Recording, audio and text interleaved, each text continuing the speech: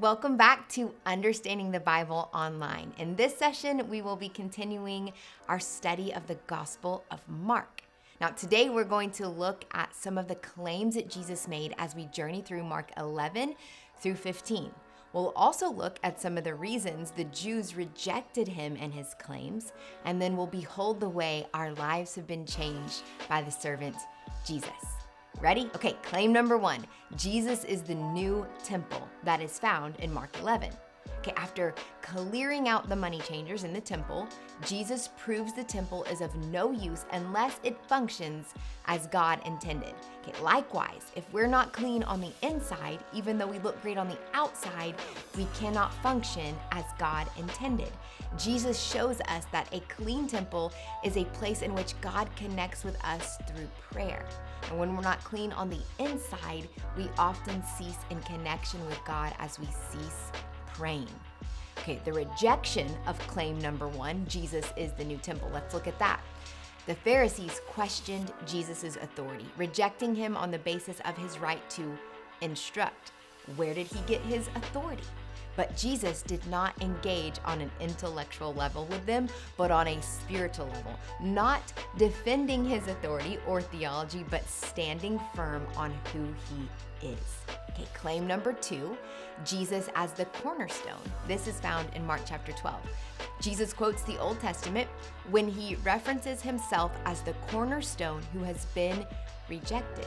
He's a stumbling block in the sense that he carries a message that is unpalatable for some. Okay, rejection of claim number 2, Jesus as the cornerstone. The Pharisees wanted to get to God, but they were not willing to go through Jesus. And this led to them ultimately rejecting God. Without going through Jesus, you cannot get to the Father. Once somebody rejects Jesus, a whole lot of theology is not going to make sense. And people are going to look for questions to trap Jesus, and in doing so, simply miss God altogether. The message of Jesus disturbed the status quo of the religious.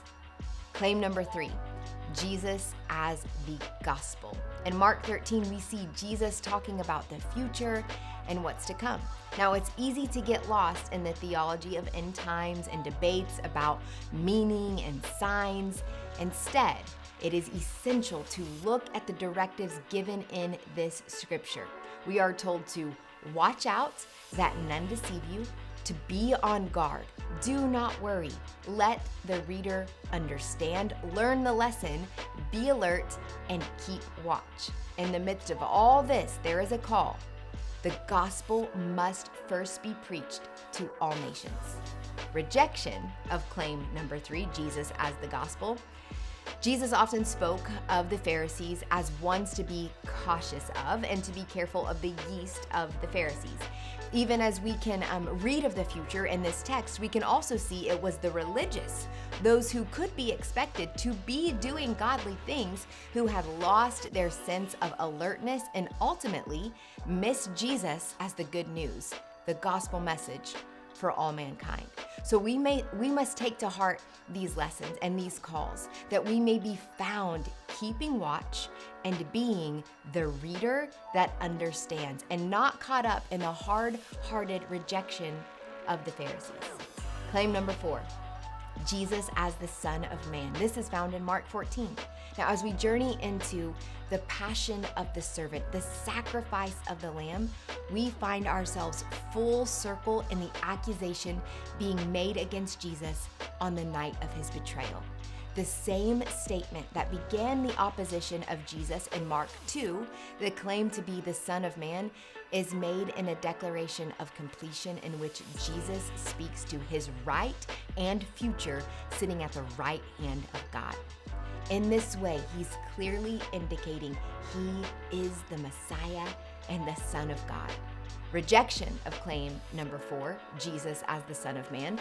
The Pharisees reject Jesus outright, calling him a blasphemer, and thus fulfill the scripture of the rejection of the Christ. In this same text, we can see the evaluation of the perfect lamb, the sacrifice being evaluated for blemish, as in the law. The Pharisees themselves could not find anything wrong, any accusation that could stick against Jesus. And in so doing, they confirm that the Lamb is without blemish. As we close out the crucifixion narrative in chapter 15, a statement of disbelief is made. Jesus had saved others but could not save himself. And yet, in itself, it points to the recognition of Christ as the servant sent, speaking to the fact that even Christ's accusers recognized that he had come to serve and save. This is a testament out of the mouth of his accusers, of his fulfillment of the prophetic word that was spoken in the Old Testament, that he is the servant whom God had promised.